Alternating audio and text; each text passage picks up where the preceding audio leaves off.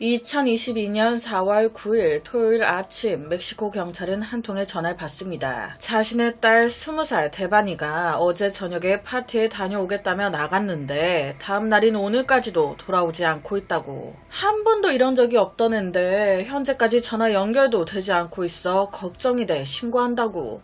경찰은 바로 상황 파악에 들어갔습니다. 부모님 말에 의하면 대반이 20살로 법학과 대학에 다니고 있으며 학교가 집에서 10km도 안 되는 되게 가까운 거리에 있어 매일 밤 집에 돌아온다는 거예요. 대반이의 부모님은요, 모두 경력 있는 변호사로 지역에서 변호사 사무소를 운영하며 상당한 수입을 올리고 있었습니다. 그들에게 딸은요, 세상의 전부였어요. 딸을 매우 사랑했고 딸의 모든 요구를 거의 다 들어줬습니다. 이에 보답하듯 대반이의 학업 성적 매우 우수했어요. 엄마 아빠를 따라 법학과에 들어갔죠. 그녀는 또래 다른 아이들처럼 화장하는 걸 좋아했고요. 패션을 좋아했습니다. 여가 시간은 친구들과 만나 놀고 파티 가고 부모님 말 어젯밤 11시쯤에 한 여자애가 자기 집에 와서 딸과 함께 나갔다는 거예요. 그 이후부터 연락이 안 된다고. 처음에 부모님은요, 딸이 파티에 가가지고 막 신나게 노느라 전화를 안 받는 줄 알았어요. 그런데 다음날까지 연결이 안 되니까 이상했던 거죠. 부모님은 어제 저녁 집에 찾아온 대반이의 친구, 잘 아는 사이는 아니었어요. 그런데 전에 한번 본 적은 있어. 이름이 샤레? 샤레라고 했던 것 같다. 샤레는요, 20살 또 다른 대학생이었습니다. 경찰은 수소문에 바로 이 샤레를 찾아갔어요. 샤레 왈, 약 3개월 전에 온라인에서 대반이를 알게 됐다는 거예요. 둘이 이 사건 전 약 한 2번 정도 만나 같이 논 게 다라는 겁니다. 그렇게 많이 친하진 않다고. 사건의 그날도 대반이한테 먼저 연락이 왔었다는 거예요. 같이 파티 가서 놀자고. 그러니까 샤레가 어차피 다음날이 토요일이라 학교도 안 가니까 오케이 같이 놀자. 그렇게 둘은 만나가지고 밤 10시 47분경 택시 차를 호출했습니다.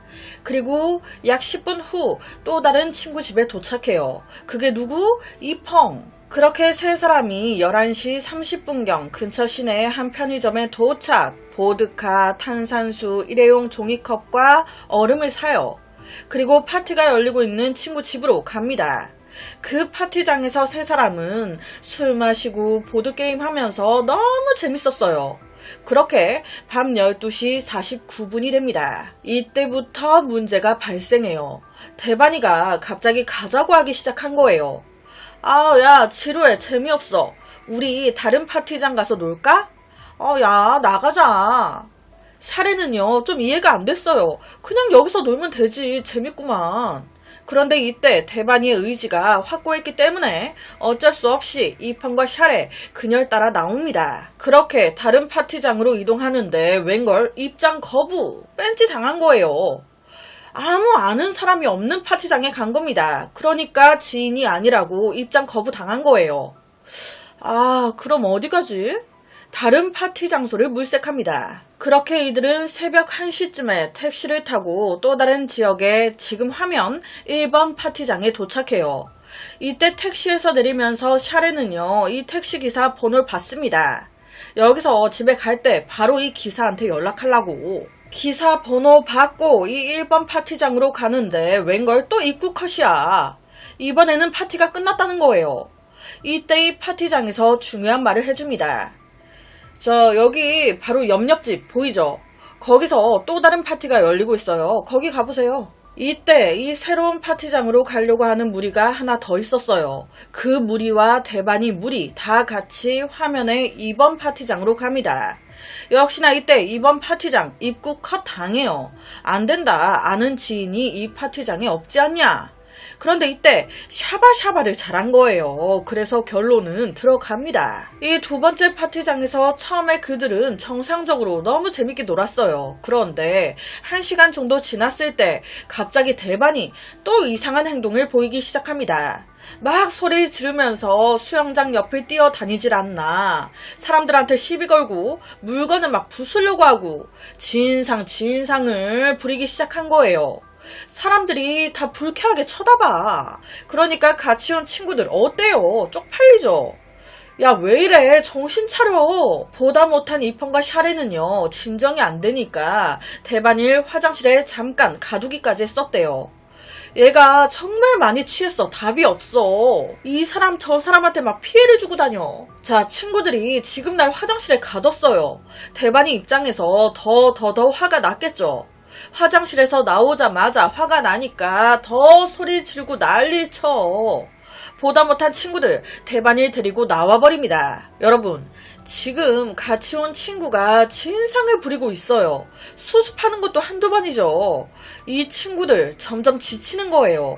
샤레가 말하길 진짜 이때 너무 무력감을 느꼈다는 겁니다. 순간 자기도 엄청 짜증이 났다는 거예요. 지금 이게 뭐 하는 거야? 내가 네 뒤치다꺼리 하려고 왔냐? 새벽 3시 29분경 안되겠다 생각한 그녀는 미리 받았던 연락처 택시 기사한테 연락해 와달라고 요청합니다. 대반이만을 딱 태우고요. 아저씨, 안전하게 집에 좀 잘 데려다 주세요 라고 말해요. 그 이후 이팡과 샤레는 다른 차를 타고 귀가했다고. 그렇게 끝난 줄 알았습니다. 그런데 몇 시간 뒤 샤레의 핸드폰으로 이 택시기사의 문자가 날라옵니다. 대반이가 차 세우라고 차 안에서 소리 치다 못해 차 문까지 막 열려고 한다고. 진상을 다 부려서 결국 대반이를 차에서 내리게 했다고. 이 문자를 받은 샤레는요, 너무 놀래가지고 아니 걔를 도로에 그냥 그렇게 버려두고 가시면 어떡해요. 도로에 혼자 버리지 말아주세요. 부탁을 했습니다. 하지만 이 기사는 내가 계속 안 된다고 설득하고 했는데 말을 안 들었다. 나도 어쩔 수가 없었다. 이 연락을 들은 샤레는요, 놀래가지고 대반이의 가족들에게 연락을 하려고 했습니다. 지금 딸이 도로 한가운데에 내려진 것 같다. 얼른 찾아가 보셔라. 그런데 이 엄마 아빠 번호를 모르겠는 거예요. 그래서 대반이의 SNS까지 파봅니다. 그런데도 가족들 전화번호를 모르겠어. 샤레는요, 대반이가 어린애가 아니잖아요. 핸드폰도 있고.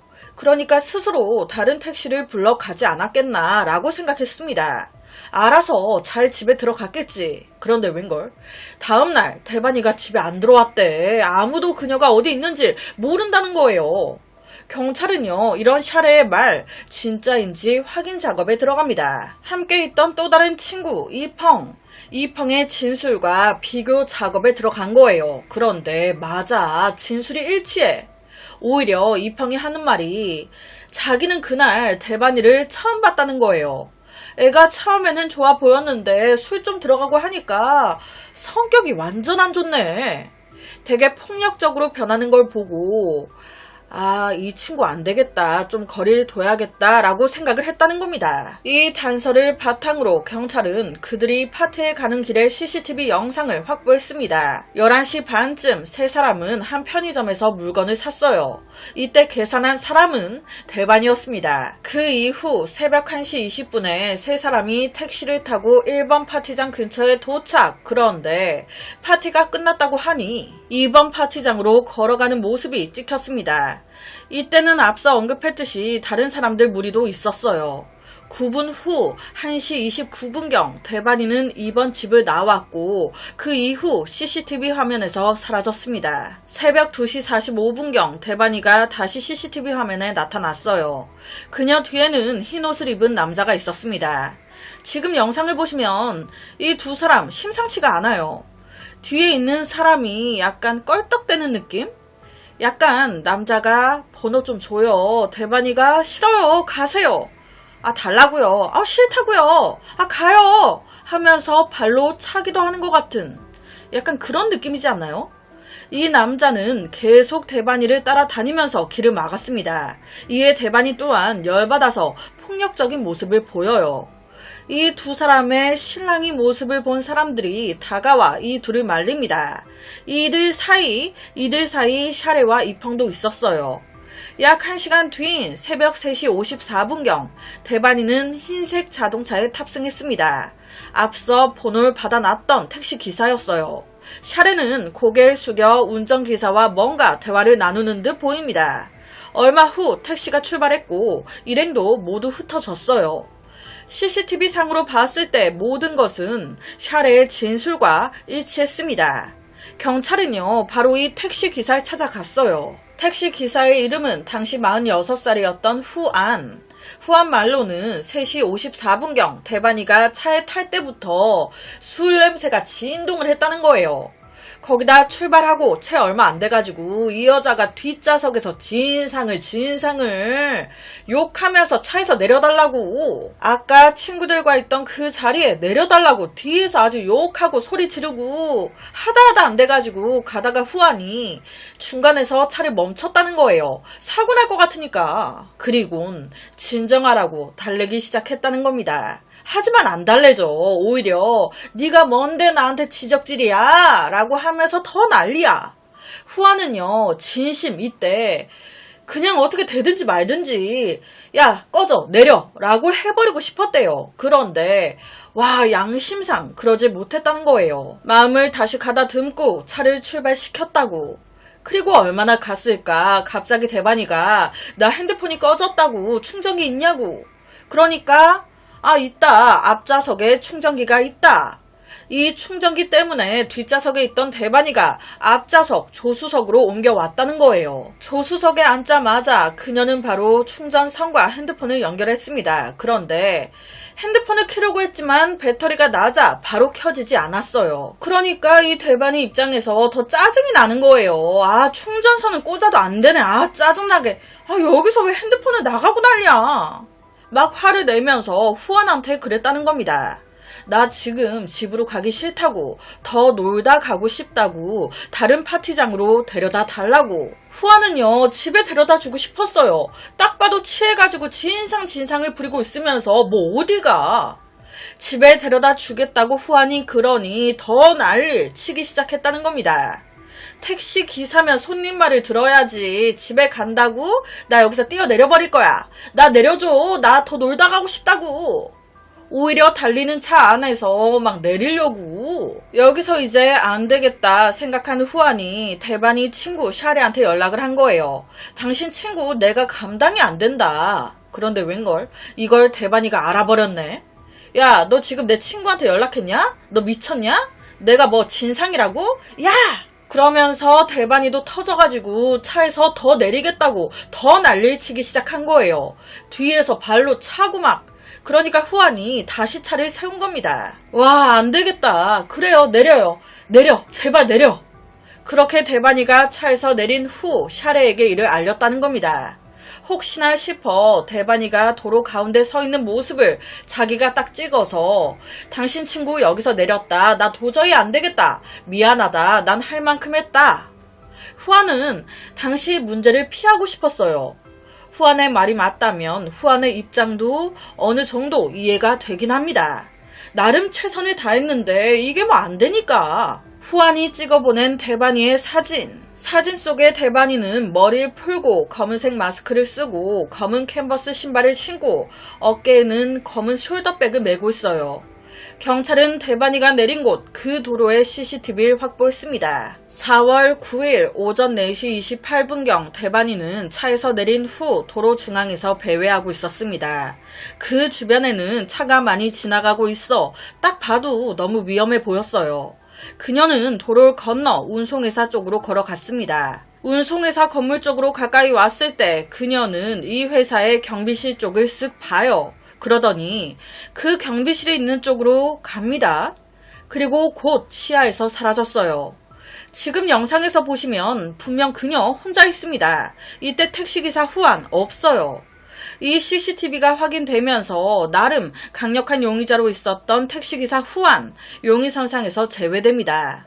경찰은 이 CCTV 영상을 반복해서 확인했습니다. 운송회사 쪽 가까이 왔을 때 그녀는 경비실 쪽을 쓱 보더니 그쪽으로 갔어요. 그런데 이것도 추정이에요. 그녀가 경비실 쪽을 보고 들어간 건지, 운송회사의 어느 부분을 보고 들어간 건지, 운송회사를 지나칠 때 뭔가를 보긴 본 건지, 아니면 그때 회사 내부에 누군가 있었던 거지, 그 사람을 본 거예요.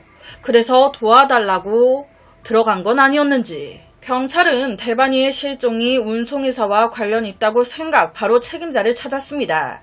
이 책임자는요, 대반이 본 적이 없다고 얘기해요. 그날 전혀 뭐 이상한 거 없었다고. CCTV 속 시간에 따르면 이때 경비실에 아무도 없었다는 거예요.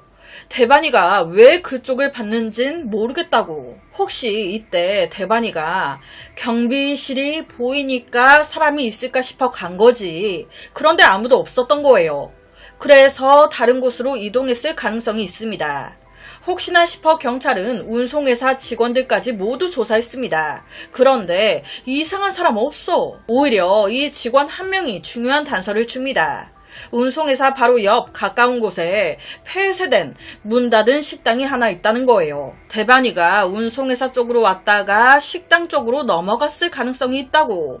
실제 CCTV 영상으로 봤을 때 대반이가 이동한 방향 또한 그 식당 쪽으로 갈 수 있는 길이었어요. 식당 뒤편에는 모텔도 있었습니다. 그러니까 대반이가 운송회사 거쳐 식당 거쳐 모텔로도 갔을 수 있겠죠. 하지만 모텔 주인 대반이를 본 적 없다고. 다행히도 이 문 닫은 식당이요, 얼마 전에 닫은 거였어요. 그래서 이 가게 안에 CCTV가 여전히 작동하고 있었습니다. 바로 이 가게 안에 CCTV 확인 들어가요. 식당 내부에 CCTV 카메라가 있었습니다. 그 카메라는 창문 밖을 향하고 있었어요. 그날 새벽 4시 35분경 창문을 통해 대반이가 포착됐는데 뭐가 그렇게 다급했던 건지 무언가에 쫓기고 있는 건지 뭔지 대반이는 당황한 모습으로 식당 쪽으로 막 달려가는 모습이었습니다. 아, 누군가에게 쫓기고 있구나. 그런데 참 이상하죠? 다른 어떤 CCTV를 봐도 그녀를 쫓고 있는 사람은 없었어요. 택시에서 내려 운송회사를 거쳐 모텔, 식당까지 분명 쭉 그녀 혼자였습니다. 이상한 사람은 한 명도 포착되지 않았어요. 그녀의 이러한 행동은 이상했습니다. 새벽 4시 35분경 뛰어가던 대반이가 1분 후 다시 식당의 CCTV 화면에 나타났습니다. 이때 그녀는요, 식당을 한번 쳐다본 후에 안에 아무도 없다는 것을 확인하고 이동하는데 안타까운 게 이때 CCTV 사각지대로 사라진 거예요. 어디로 갔는지 모르겠어.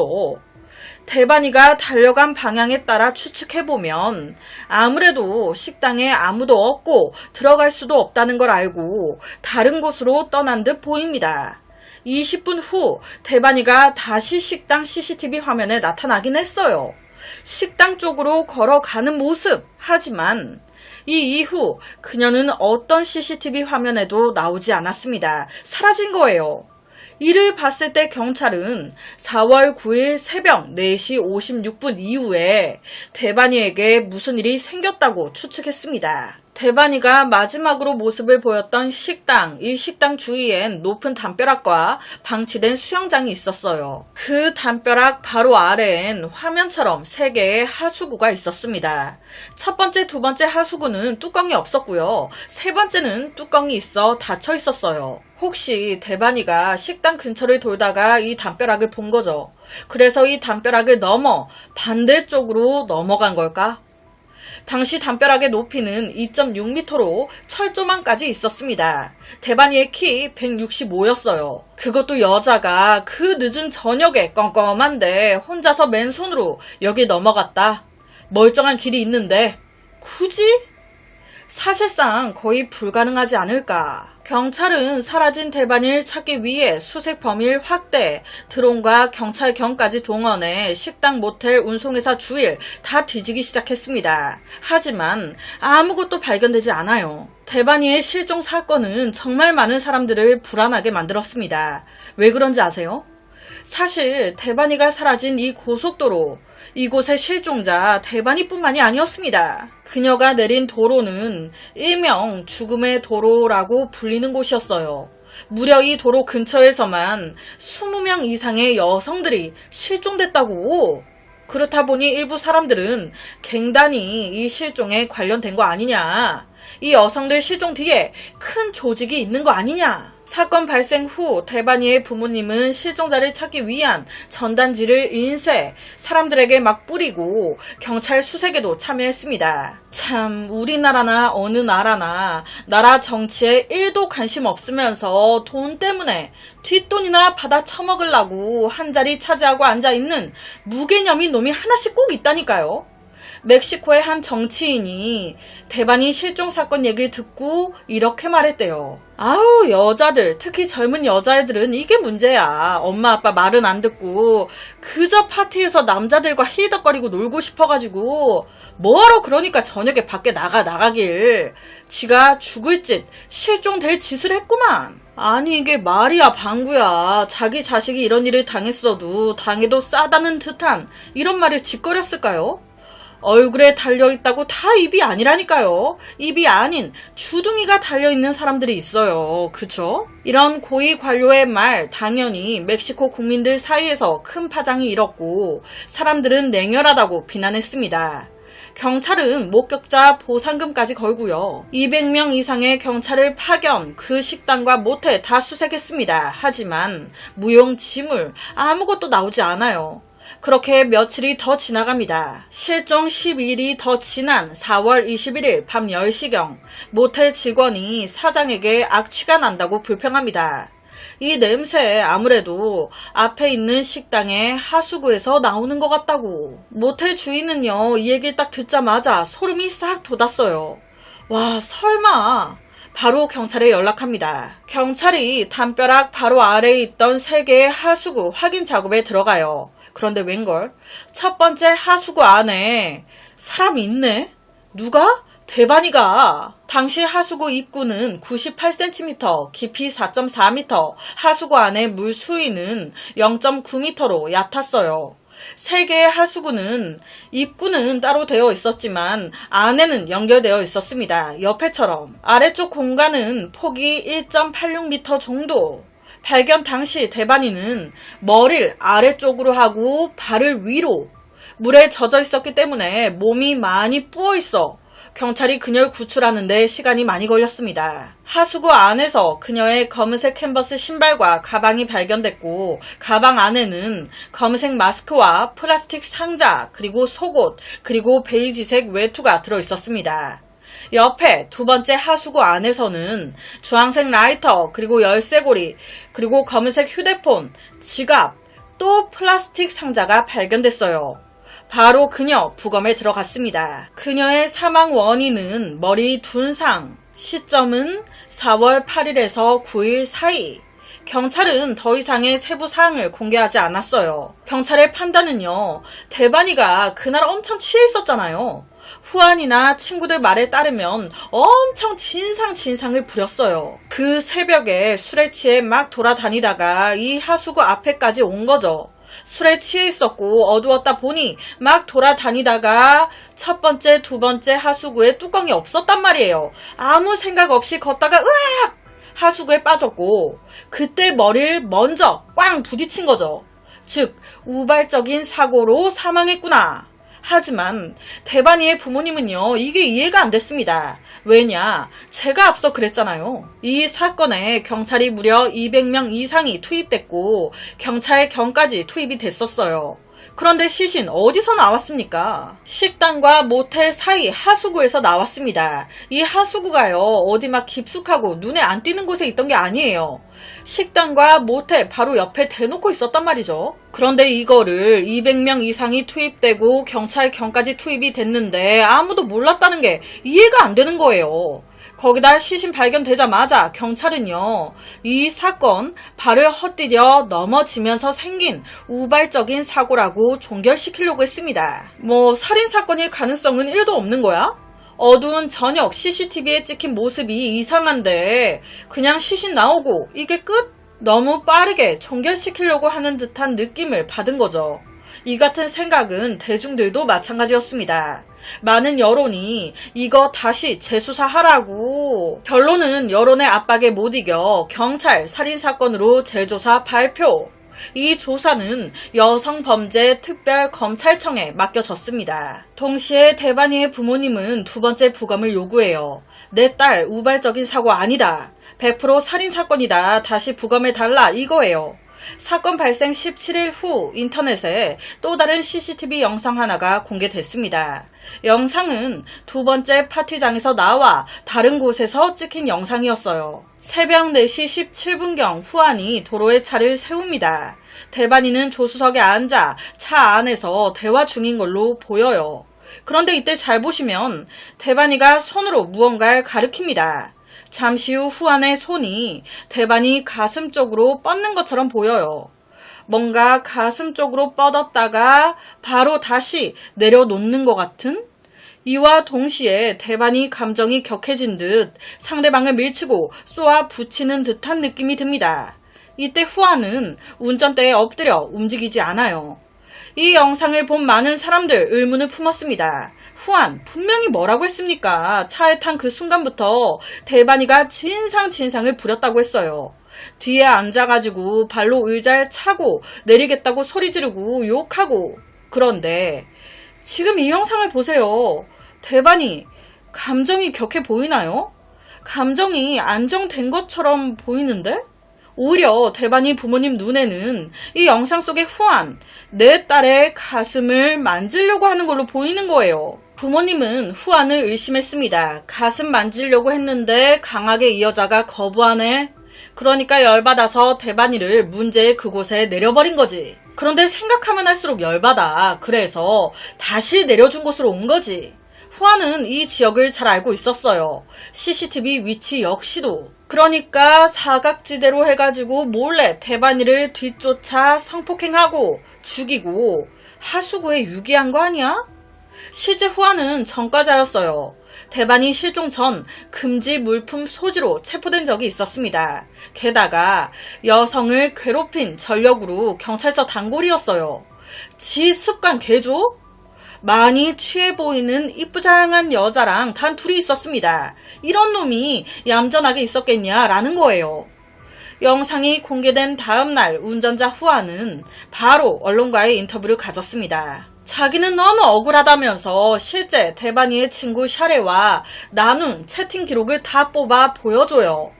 난 그 여자 가슴을 만지려고 한 적도 없고 진짜 진상이 심해 대반이 친구한테 이렇게 문자를 보냈었다.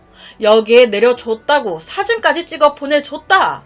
난 그런 사람이 아니다. 대반이의 부모님은 내가 무슨 딸 가슴을 만졌다고 하는데 아니요.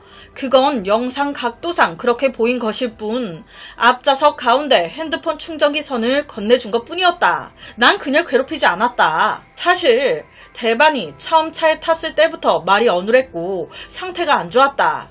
솔직히 개인적인 생각이지만 약간 누군가 몰래 먹인 건지 자기가 먹은 건지 모르겠지만 약을 한 것처럼 보였다.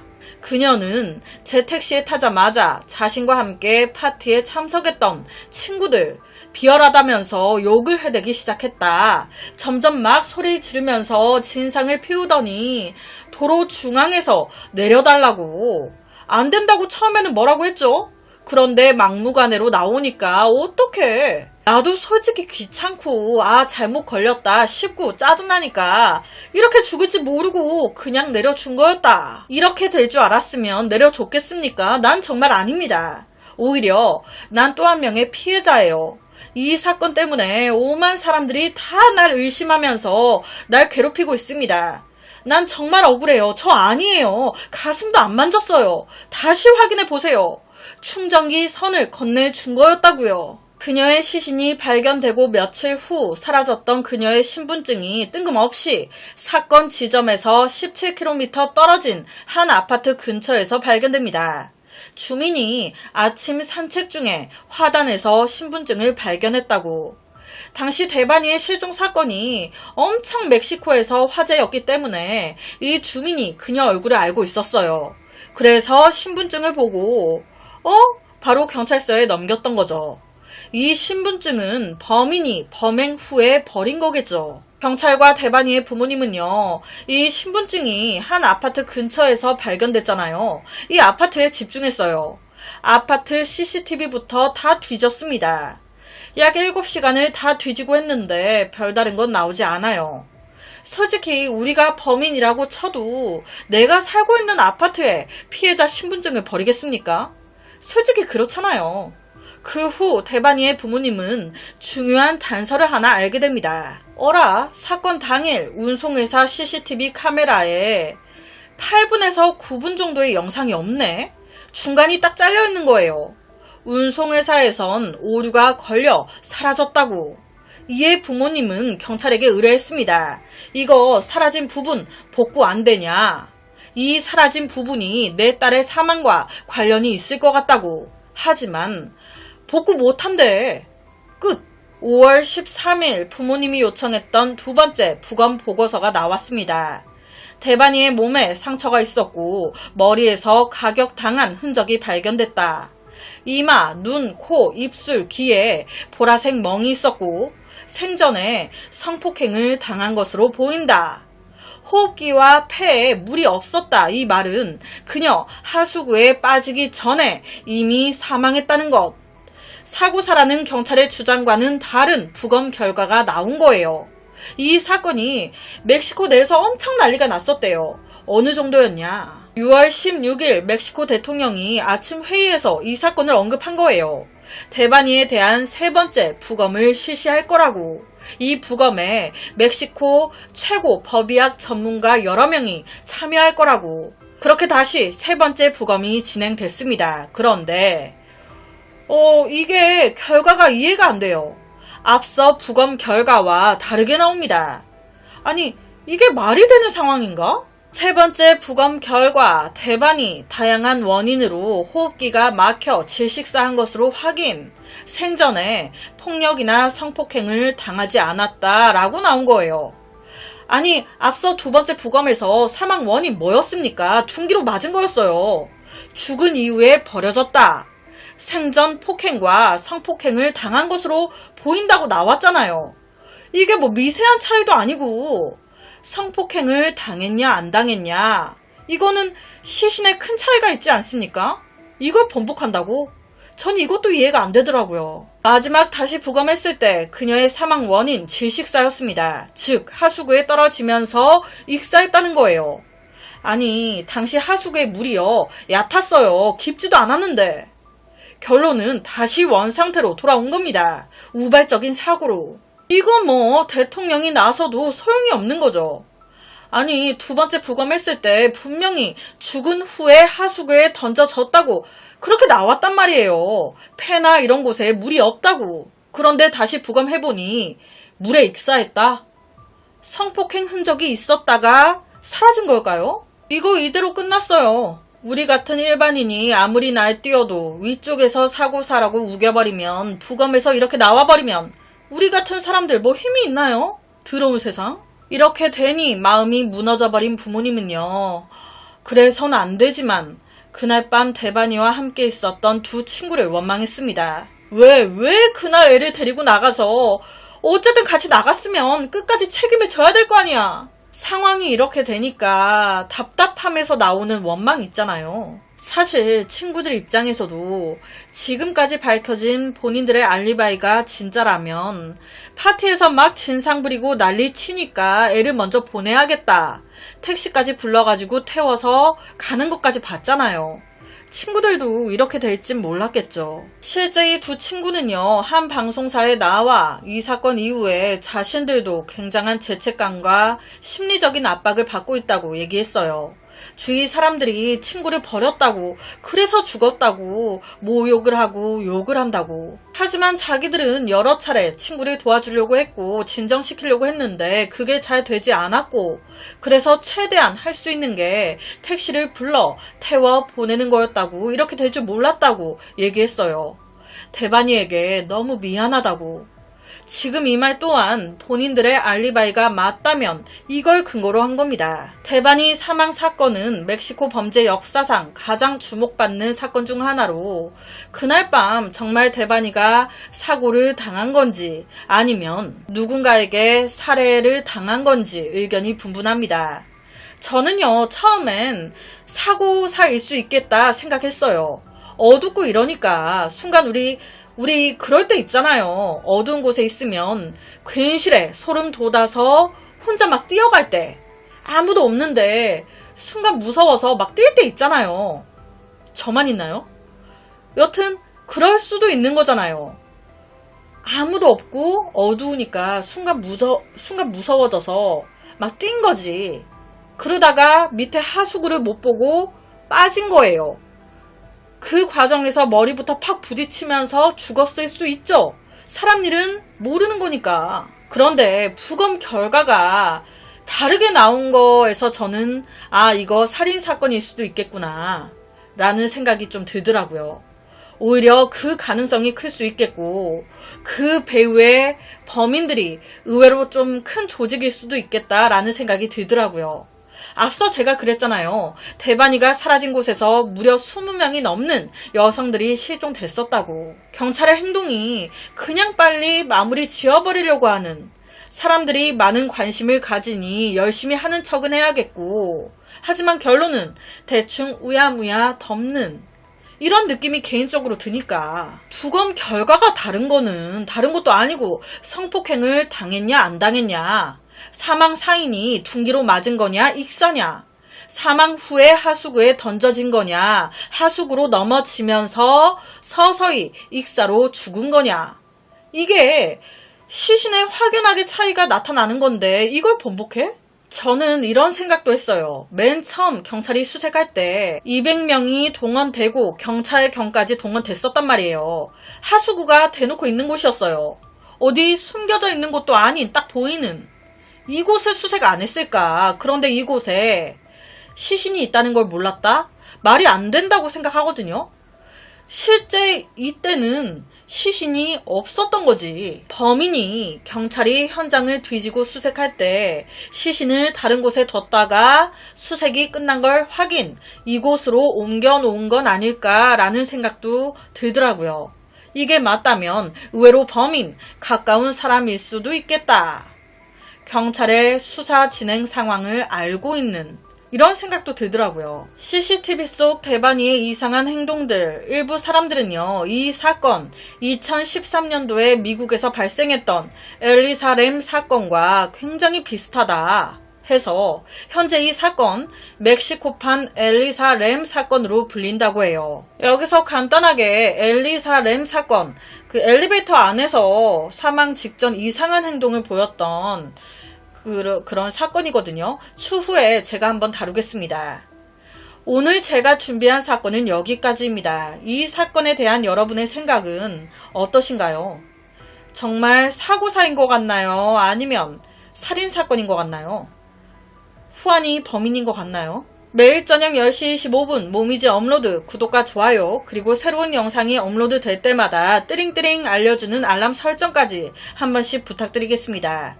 내일 저녁 또 다른 사건으로 찾아뵙겠습니다. 내일 봬요.